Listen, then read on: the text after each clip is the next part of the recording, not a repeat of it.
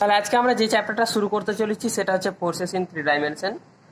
তাহলে আমরা কখন বলবো একটা বডি 3 ডাইমেনশনের আন্ডারে বিভিন্ন ফোর্সের আন্ডারে আছে? তাহলে সেটা যদি দেখাতে যাই তো ফার্স্ট আমরা কখন বলবো, কোশ্চেন হচ্ছে when we call or say a rigid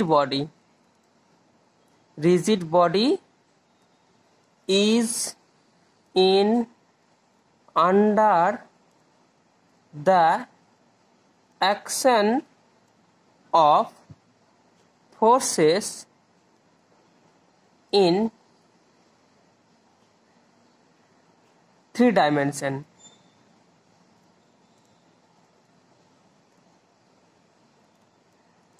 প্রথম কোশ্চেন তোমার হলো আমরা কখন একটা ঘনবস্তুকে বলবো 3 ডাইমেনশনে ফোর্সের আন্ডারে আছে।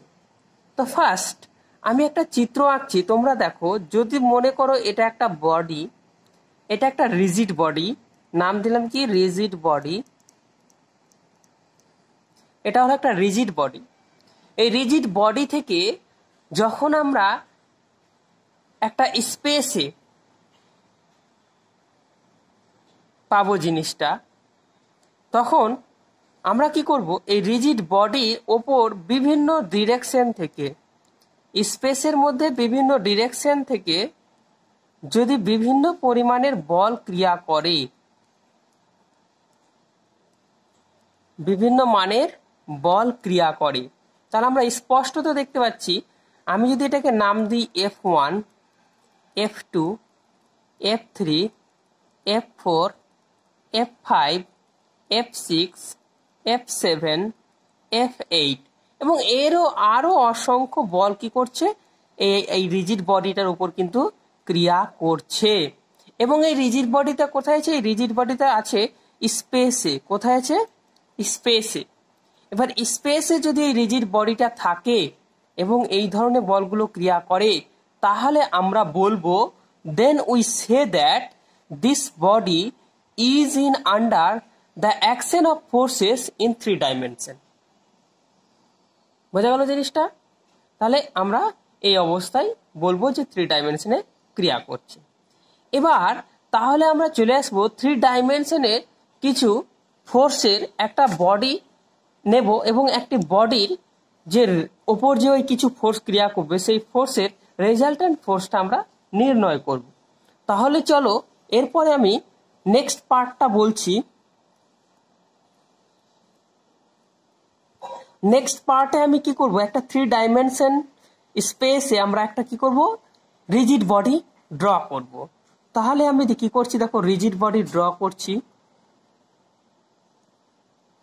আমরা রিজিড বডি ড্র করার সময় আমাদের সুবিধার্থে আমরা একটা আয়ত ঘন নিয়ে নেব।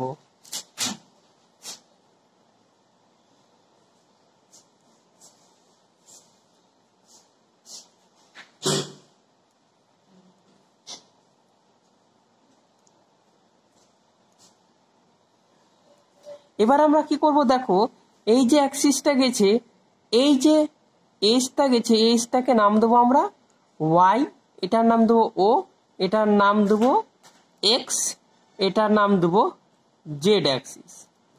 তাহলে বোঝা গেছে ওটাকে আমরা কি করলাম, 3 ডাইমেনশন একটা ফিক্সড পয়েন্ট বা অরিজিন হিসেবে কনসিডার করলাম এবং আমরা 3টে রেক্ট্যাঙ্গুলার অ্যাক্সিস ড্র করে ফেলেছি। এবং আমরা এই রেক্ট্যাঙ্গুলার অ্যাক্সিসের ক্ষেত্রে দেখো এই পয়েন্টটাকে নাম দেব বি, এটাকে নাম দেব এ মানে এ বি, এটাকে নাম দেব সি পয়েন্ট। এবার আমরা এই জিনিসটাকে একটু ডেসক্রাইব করব। কি ডেসক্রাইব করব? If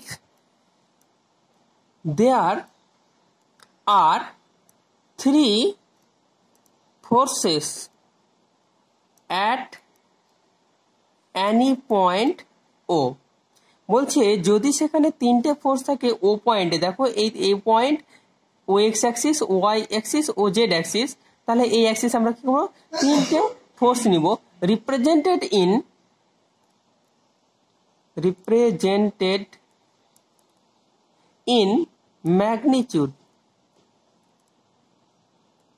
magnitude and direction by lines OA, OB, OC, then their resultant is given in magnitude and direction by the diagonal OP through O of the parallelepiped। তাহলে আমরা কি বললাম? আমরা বললাম যে if there are three forces at any point O represented in magnitude, যদি সেখানে তিনটে ফোর্স থাকে ও পয়েন্টে যেটার ম্যাগনিটিউড অ্যান্ড ডিরেকশন যেগুলোকে রিপ্রেজেন্ট করা হবে ম্যাগনিটিউড মানে মান এবং দিক দ্বারা by the lines O A O B O C, এই ও এ লাইনে, ও বি লাইনে এবং ও সি লাইন বরাবর তাদের ওই তিনটে ফোর্সকে কি করা হলো মান এবং দিক দ্বারা প্রকাশ করা হয়। তাহলে বলছে দেন দেয়ার রেজাল্টেন্ট ইজ গিভেন, তাহলে তাদের রেজাল্টেন্ট গিভেন করা হবে ইন ম্যাগনিটিউড মান এবং ডিরেকশনে by the diagonal OP through O of the parallelepiped. তাহলে আমরা এখানে যেটা প্যারালেলোপিপেড অঙ্কন করেছি তাহলে ও দিয়ে কি হবে একটা রেজাল্টেন্ট ফোর্স ক্রিয়া করবে, সেটা কি হবে ও থেকে এই যে পি, এই পয়েন্টটা হবে পি, তাহলে ওপি যে ডায়াগোনাল আছে এই ডায়াগোনাল বরাবর কি হবে রেজাল্টেন্টটা প্রকাশ হবে এবং রেজাল্টেন্ট ফোর্সটাকে আমরা ক্যাপিটাল আর দ্বারা চিহ্নিত করব। ঠিক আছে, তাহলে এবার লিখবো প্যারালেলোপিপেডটা যে লিখেছি তাহলে এখানে আমরা একটু হুজ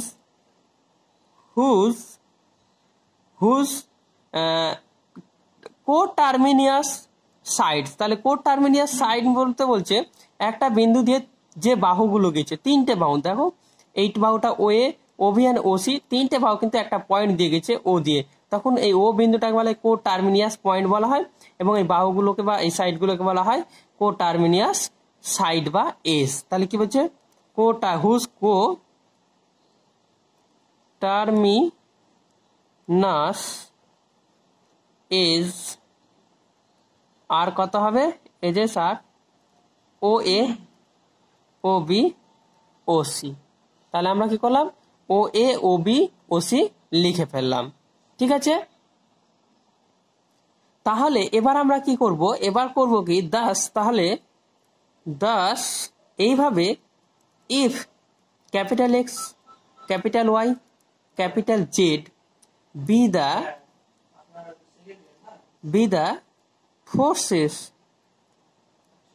the forces acting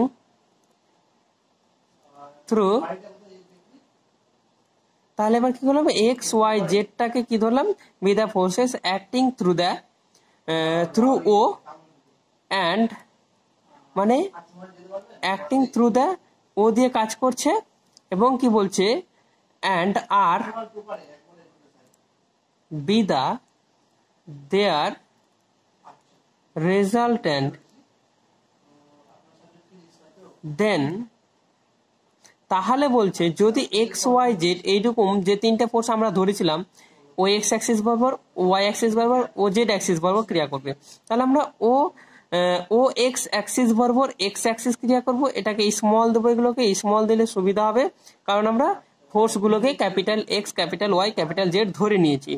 তাহলে এই বরাবর আমরা কি কোন ফোর্স ক্রিয়া করছে ক্যাপিটাল এক্স, এই বরাবর ক্যাপিটাল ওয়াই, এই বরাবর ক্যাপিটাল জেড ফোর্স ক্রিয়া করছে। তাহলে বলছে আরটাকে কি ধরে দেবো, তাদের এই যে ওপি বরাবর আমরা পেয়েছিলাম আর রেজাল্টেন্ট ক্রিয়া করছিল, তাহলে আরটা হচ্ছে তাদের resultant, then R equal to কত হবে, আর ইকুয়াল টু যাবে root over capital X square, capital Y square plus capital Z square হবে, বা তুমি লিখতে পারো R square equal to capital X square plus capital Y square plus capital Z square. বোঝা গেল? অ্যান্ড বলবো and it acts তাহলে এই রেজাল্টেন্ট ফোর্সটা কোথায় করছে, ইট অ্যাক্টস অ্যালং এ লাইন, তাহলে একটা লাইন অনুযায়ী যাবে। কোন লাইন অনুযায়ী আরটা ক্রিয়া করবে, এই ওপি বরাবর। তাহলে কি করবো, along a line whose direction cosines are, এভাবে দেবো capital X by R comma capital Y by R comma capital Z by আর।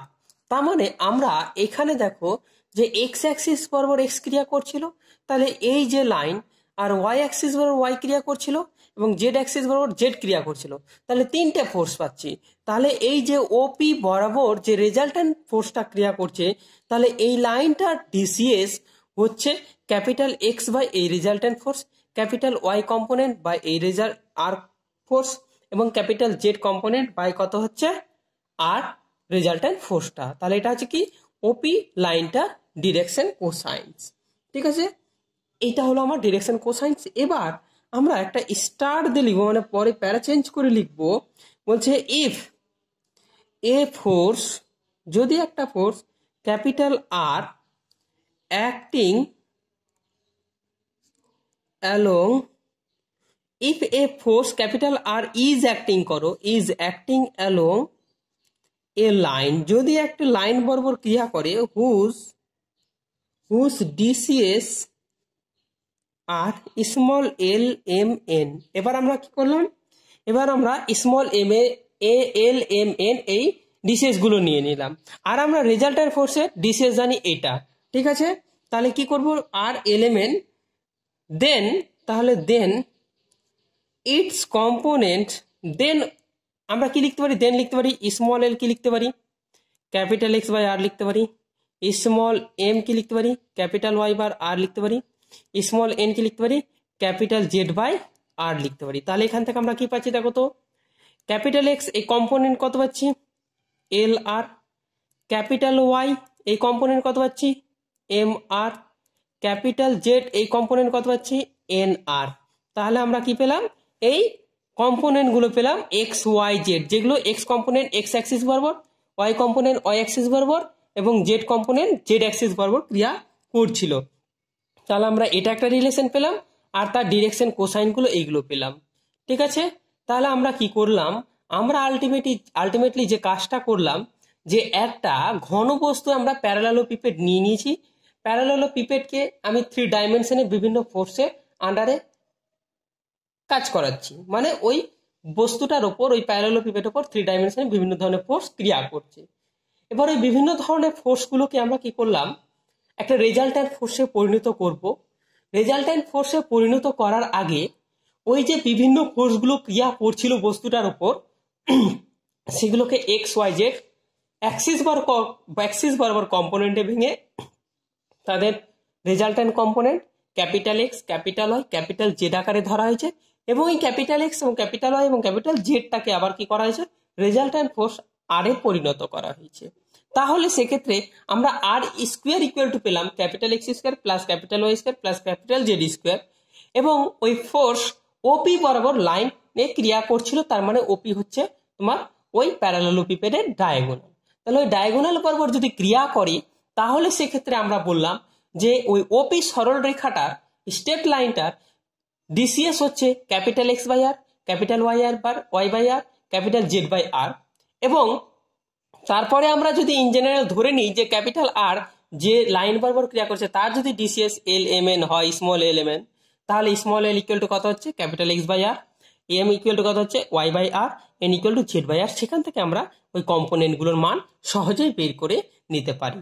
এটা হলো আমার ফার্স্ট কনসেপ্ট, 3 ডাইমেনশনে যে ফোর্সগুলি ক্রিয়া করবে তার। বোঝা গেল? এবার আমরা জেনে নিব মোমেন্ট অফ এ ফোর্স কাকে বলে। তাহলে কি জানবো এবার, মোমেন্ট অফ এ ফোর্স।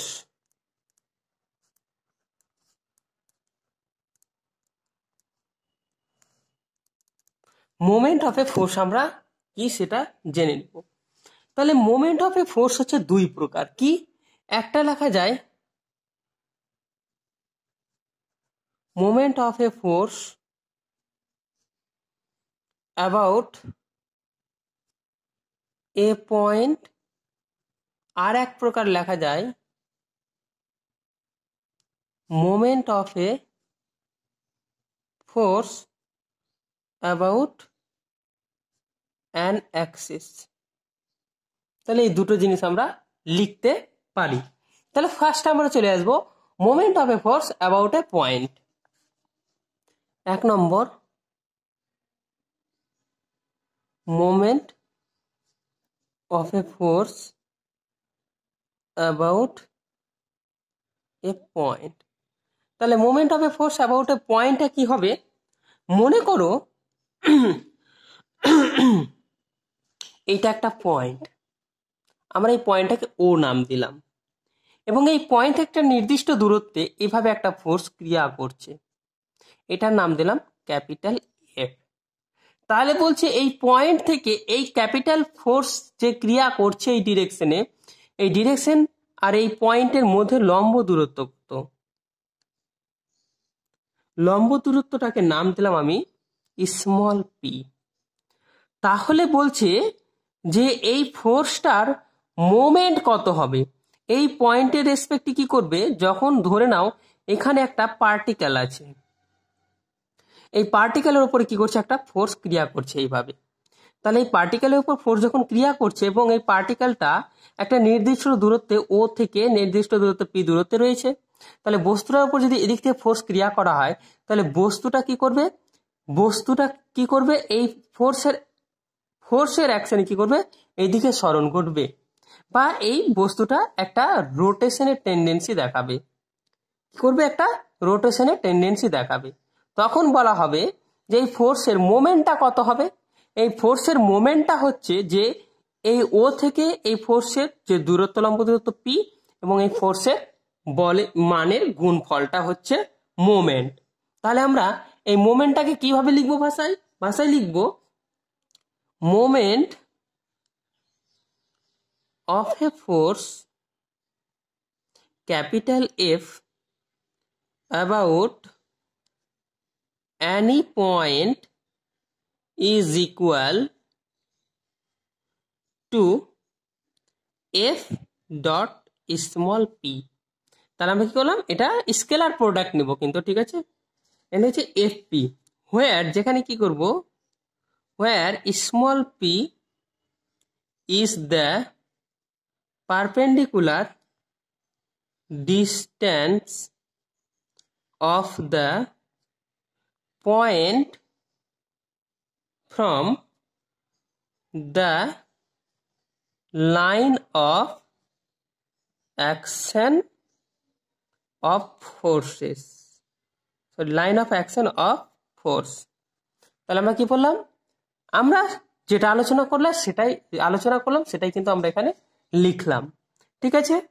তাহলে এই হচ্ছে moment of a force about a point O. তার মানে আমি আরেকবার বলে দিই, moment of a force F about any point is equal to F dot p. মানে এই যে ফোর্সটা রয়েছে সেটা মান এবং পিটা কি হচ্ছে? Where p is the perpendicular distance of the point, এই পয়েন্টটা থেকে from the line of action of force. তাহলে যে লাইন বরাবর ফোর্সটা ক্রিয়া করছে সেই লাইনটা এবং ওই ফিক্সড পয়েন্টের মধ্যে দূরত্ব হচ্ছে পি। এবার কথা হচ্ছে ইফ যদি দ্য ফোর্স এখানে একটা ফোর্স হতে পারে, আবার অনেকগুলো ফোর্স হতে পারে, অনেকগুলো ফোর্সের আমরা মুভমেন্ট নিতে পারি। তাহলে আমি এখানে যেহেতু একটাই ফোর্স নিচ্ছি তাহলে একটা ফোর্স নিয়েই বলি। তাহলে if the force has tendency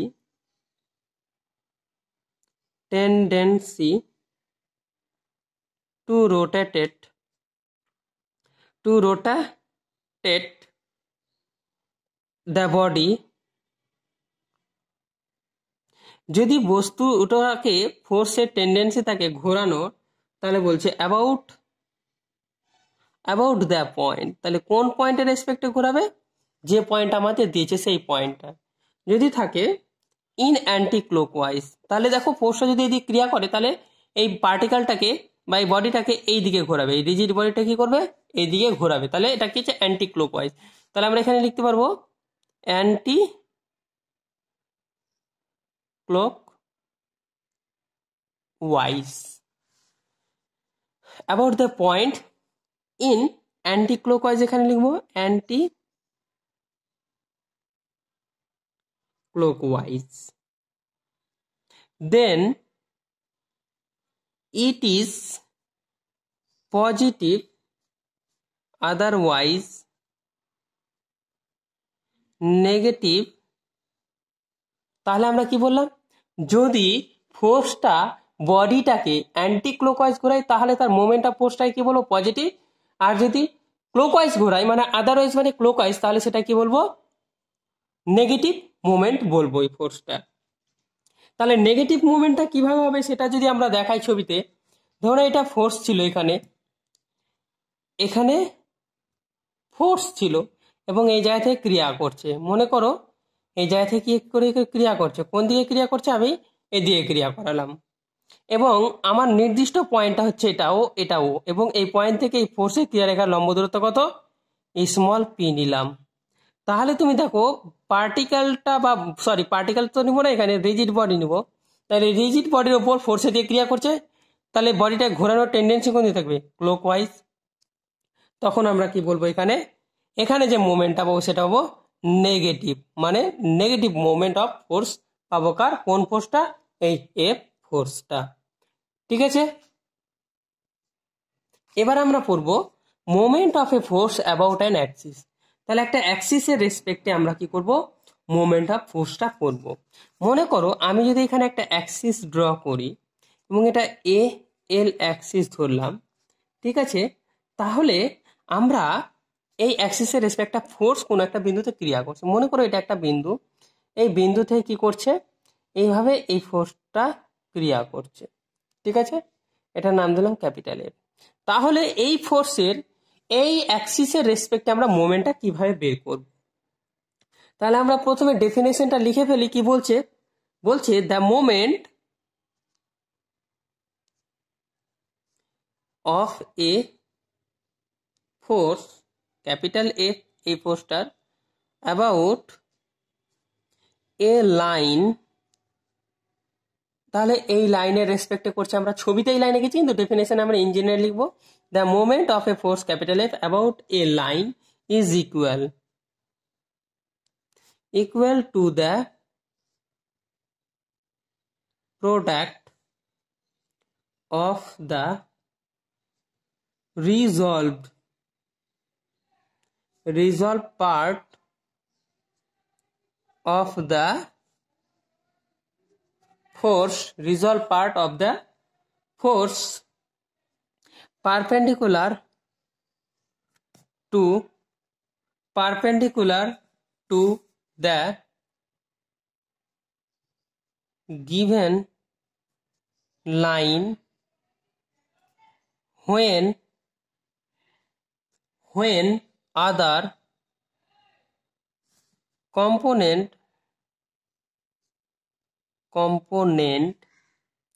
is parallel to the line and the shortest distance between the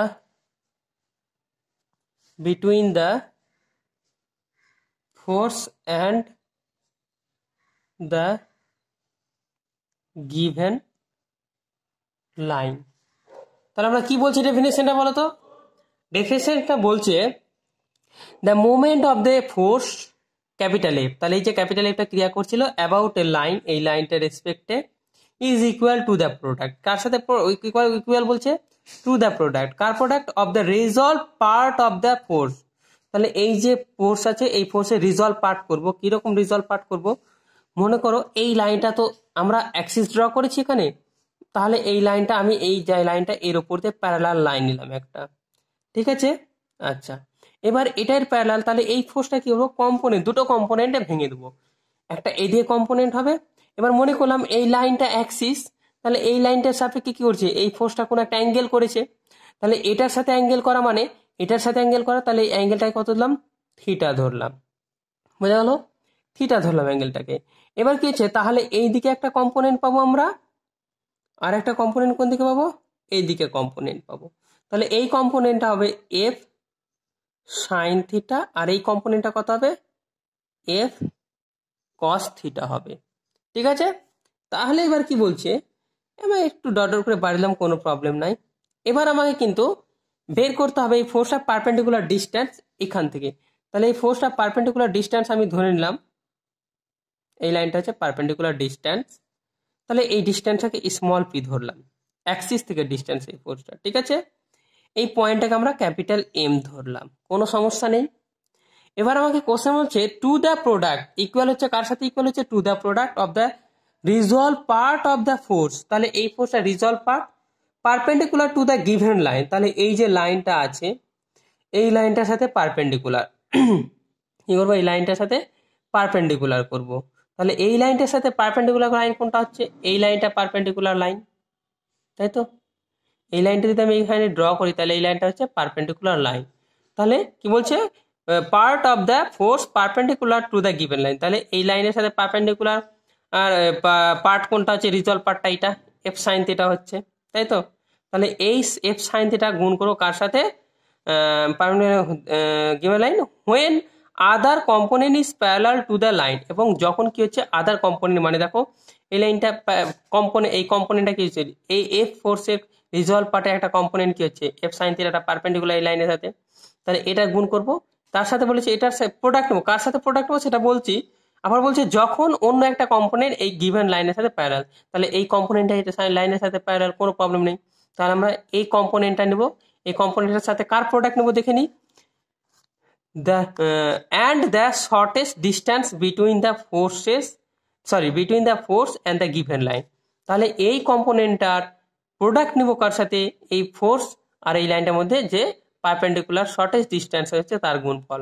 তাহলে আমরা কি বের করতে পারি, তাহলে আমরা এই মোমেন্টটা বের করতে পারি, এখানে এই ফোর্সটার মোমেন্টটা বের করতে পারি P dot F sine theta. বোঝা গেছে, তাহলে P dot F sine theta আমরা করব। তাহলে আমাদের কাজটা হয়ে গেল। তাহলে আমরা কি লিখবো, অতএব here according to the given figure. তাহলে আমরা যে এখানে যে ফিগারটা দিয়েছি, সেই ফিগারটা থেকে আমরা কি পাচ্ছি, moment of the force capital F equal to small P dot F sine theta. তাহলে এটা আমরা ফোর্স পেলাম। তাহলে এটা মোমেন্ট নিলাম, এই মোমেন্টটা পেলাম। তাহলে এটাই হচ্ছে আমাদের কি, একটা অ্যাক্সিসের রেসপেক্টে মোমেন্ট। বোঝা গেল।